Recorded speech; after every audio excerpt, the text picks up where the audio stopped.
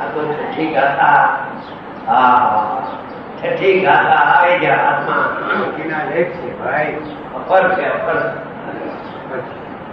નથી. આ પ્રમાદ કે પ્રમત નથી. ભગવાન આત્મા છે તે પ્રશ્ન કર્યો છે કે શુદ્ધાત્માનું સ્વરૂપ શું? તારી નજર પર્યાયની શુદ્ધતા ઉપર જાય છે. તારી નજર પર્યાયની શુદ્ધતા ઉપર જાય છે.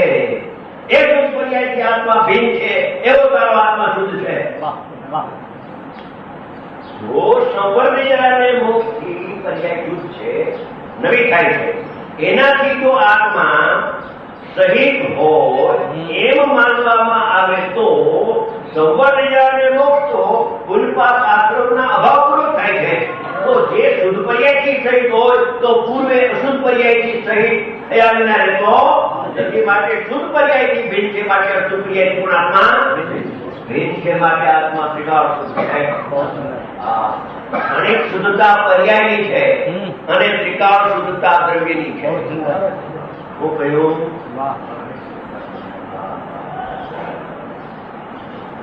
ક્ષણિક શુદ્ધતા પર્યાયની છે, ક્ષણિક શુદ્ધતા વ્યવહારનો વિષય છે અને ત્રિકાળ શુદ્ધતા દ્રષ્ટિનો વિષય છે.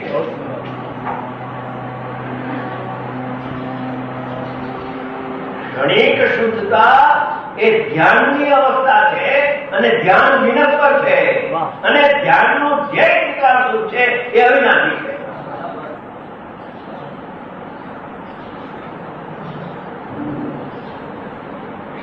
અલૌકિક વાત છે. ભવના અંતનો આમાં પ્રકાર છે. એ આજે હવે રસ્તે જવા જેવું નથી. પ્રમાણની બહાર કાંઈ નથી ભાઈ. પ્રમાણની બહાર ક્યાં ભટકી ગયું? આનું આમ કરવું, આનું આમ કરવું. અરે ભૂખને માતા પ્રમાણમાં આવી ગયા દ્રવ્યને પર્યાય અને પછી પ્રમાથી રહી હું શુદ્ધાત્મા છું એનું શ્રદ્ધા કરીને અનુભવ કરી લે. કોઈ સરળ ભરણ કરે છે નહીં. કેમ કે અજ્ઞાની જીવનું કઈ ઠેકાણું નહીં. આજે તમને માનપત્ર આપે અને થોડા દિવસ પછી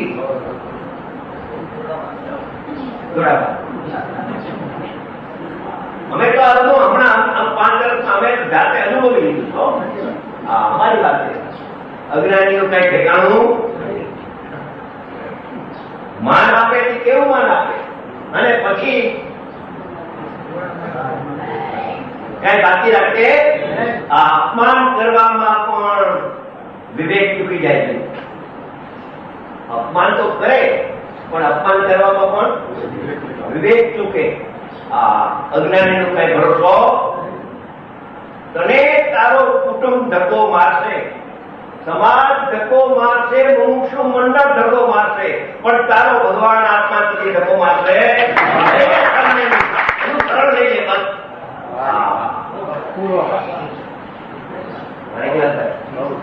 માણેકલાલભાઈ બહુ સારા. આ તો દ્રષ્ટાંત તમારા માટે સાચી વાત છે. દરેક ને આ થોડો જાજો હસુભાઈ થોડો જાજો તો અનુભવ હોય કે નહીં? પોતાનું ગાયનું થાય હસુભાઈ બહુ સારા. પોતાનું ગાયનું થાય હસુભાઈ બોલો છે ઠેકાણું કાંઈ. ભગવાન આત્મા તને કોઈ દી દગો નહીં દે, ધક્કો નહીં મારે. પ્રભુ તું આત્માના શરણમાં આવી જા. શરણ એક આત્મા છે.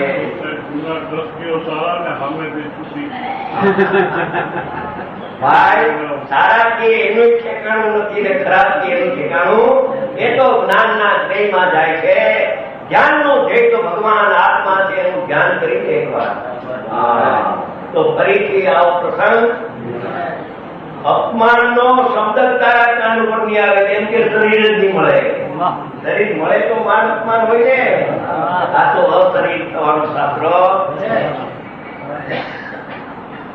પ્રભુ સાંભળ એક વખત તારા શુદ્ધાત્માની વાત.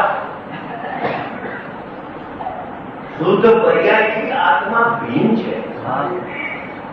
કેમ કે શુદ્ધ પર્યાયથી તો સહિત તું શ્રદ્ધામાં રહી તો પૂર્વે તો અશુદ્ધ પર્યાયના વ્યય પૂર્વક શુદ્ધ પર્યાય પ્રગટ થઈ. સંવર પ્રગટ થયો એની પહેલા આશ્રવ હતો કે નહીં? તો આશ્રવના નિરોધ પૂર્વક સંવરના પરિણામ પ્રગટ થાય છે.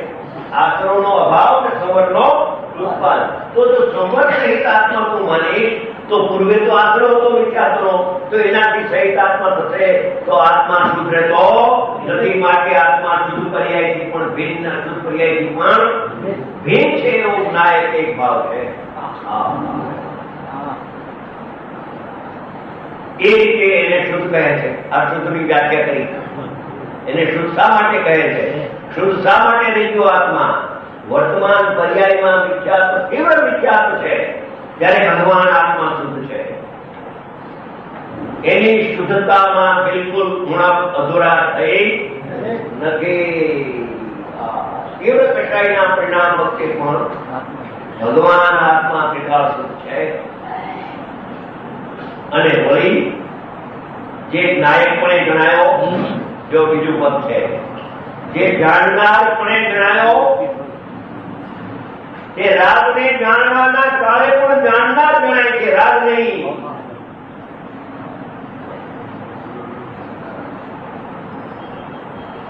જાણના કાળે તો જાણનાર ગણાણો, પણ સવિકલ દશામાં જ્યારે પર નિયમ જ્ઞાનમાં જણાય છે ત્યારે પણ જાણનાર પણ જાણનાર જણાય છે. એ રાગ પણ ઊંચો એ જાણવામાં આવતું ટીકા. એ પોતે શું ભાઈ આ કેટલી વાર જો બાકી અજ્ઞાની નો કઈ ભરોસો કરતા નહીં. તમે ધ્યાન રાખજો, પ્રમુખ છો. હા, ગરીબમાં બખાણ કરે, ગરીબમાં પછી આપણે કઈ એટલા બોલવું પણ અપમાન કરે. આપણે જોવાનું કઈ તો બધા હસમુભાઈ તો ના, હસમુભાઈ તો જે ગંભીર વ્યક્તિ હોય ને જેને ખોટું ના લાગે એનું નામ લેવાય, નહીં તો ખોટું લાગે એનું નામ પણ લેવાય. મારું નામ લ્યો છો સભામાં, અરે ભાઈ તમારું તો ખાલી નામ છે, બાકી બધાને લાગવું ભરોસો કોઈનો કરિશ્મા હો. દેહનો ભરોસો નથી તો દેહથી ભિન્ન તારા સંયોગ, એનો શું ભરોસો? સંયોગ ધક્કો મારશે પણ સ્વભાવ ધક્કો નહીં મારે.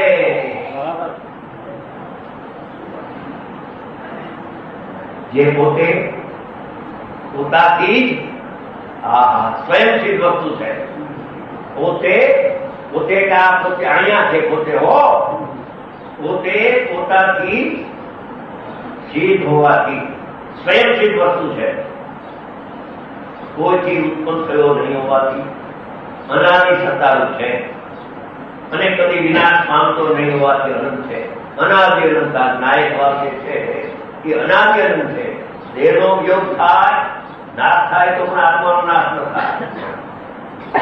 પર્યાય પ્રગટ થઈને વ્યય થાય તો પણ આત્મા વિનાથી કાયમ રહે. આત્માનો નાશ થતો નથી. માટે સ્વયં સિદ્ધ વસ્તુ છે, કોઈથી ઉત્પન્ન થયો નથી અને કોઈ સંયોગના અભાવથી એનો અભાવ થતો નથી. માટે વસ્તુ અનાદિ અનંત છે. આ જીવ તત્વની વાત ચાલે છે, આ પોતાના શુદ્ધાત્માની વાત ચાલે છે. શિષ્ય પ્રશ્ન કર્યો, પ્રભુ આ શુદ્ધાત્માનું સ્વરૂપ શું? કે તારો આત્મા અનાદિ અનંત છે. નિત્ય ઉદ્યોગરૂપ હોવાથી નિત્ય પ્રગટરૂપ અત્યારે ચાલે છે કે આત્મા પ્રગટ નથી. આત્મા નિત્ય ઉદ્યોગરૂપ પ્રગટ છે ને, એ જો પ્રગટ ન હોય તો એનું ધ્યાન ન થઈ શકે. ધ્યાન પ્રગટ નું હો, કેવળ જ્ઞાનની પર્યાય પ્રગટ છે પણ સ્વભાવ તો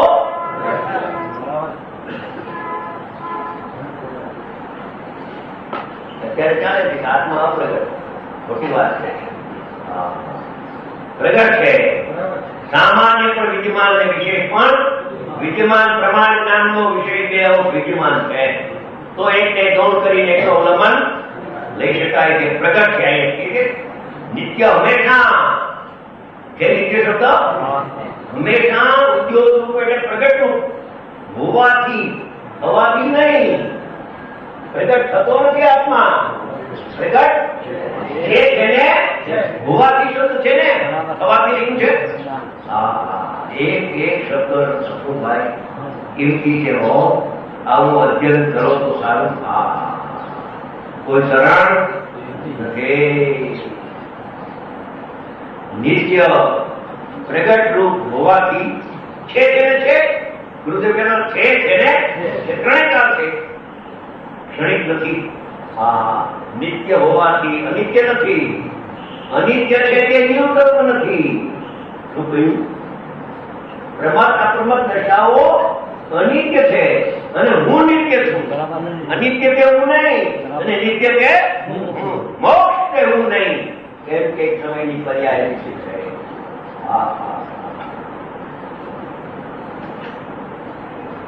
આ તો ધ્યેયનો પ્રશ્ન પૂછ્યો છે કે પ્રભુ શુદ્ધાત્માનું સ્વરૂપ શું છે કે નિત્ય છે.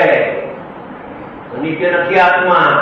અનિત્ય તે આત્મા નહીં, નિત્ય તે જ આત્મા. દેહ અનિત્ય, કર્મ અનિત્ય, પર્યાય અનિત્ય, સંયોગ અનિત્ય. અનિત્યમાં મારું અસ્તિત્વ નથી.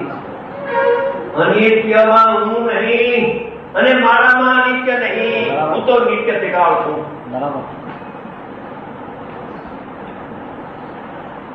નિત્ય ઉદ્યોગ હોવાથી ક્ષણિક નથી અને સ્પષ્ટ પ્રકાશમાન જ્યોતિ છે. સ્પષ્ટ પ્રત્યક્ષ ભગવાન આત્મા વર્તમાનમાં પ્રત્યક્ષ છે. તું એને જોતો નથી તેથી પરોક્ષ થઈ જાય એમ નથી. ભાઈ મને દેખાતો નથી, દેખાતો નથી એટલે નથી. તને દેખાતો નથી તો પણ છે જેને તું એને દેખતો નથી એટલે દેખાતો નથી. તું એને દેખતો નથી માટે તને દેખાતો. એને દેખે છે એને તો દેખાઈ જાય છે.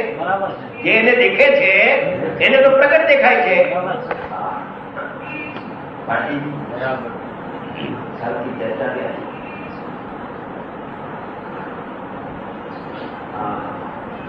સ્પષ્ટ પ્રકાશમાન પ્રત્યક્ષ જ્ઞાન જ્યોતિ વિરાજમાન નાયક દેવ વિરાજમાન છે. જો વિરાજમાન ન હોય તો એનું ધ્યાન ન હોય. કેવળ જ્ઞાનની પર્યાય અત્યારે નથી માટે એનું ધ્યાન ન હોય. પણ કેવળ જ્ઞાનનું કારણ દ્રઢ સ્વભાવ નાયક તો પ્રગટ છે તો એનું ધ્યાન થઈ શકે. હોય એનું ધ્યાન હોય, ન હોય એનું ધ્યાન. જેમ કે નિમિત્ત છે તો એનું ધ્યાન કરે છે અજ્ઞાની પ્રાણી.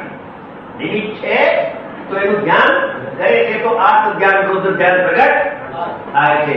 એમ નિમિત્તથી નિરપેક્ષ ઉપાદાન તત્વ વિકાર છે જેને છે તો એમ દ્રષ્ટિ દેતા ધ્યાન પ્રગટ થઈ જાય છે. માટે આત્મા પ્રગટ છે વર્તમાનમાં.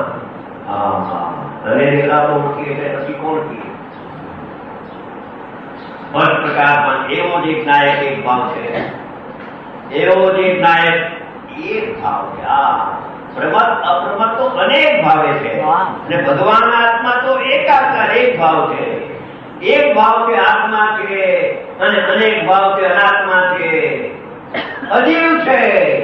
શું કહ્યું? એ જીવ નથી.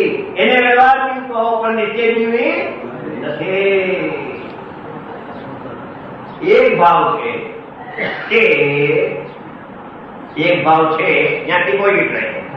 હવે એક બીજો પ્રકાર સમજાવીને પેલો પ્રકાર સમજાવવો છે.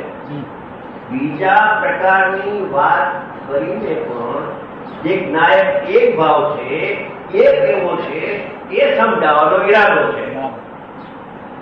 એક નાયક એક ભાવ છે એ સમજાવવો છે.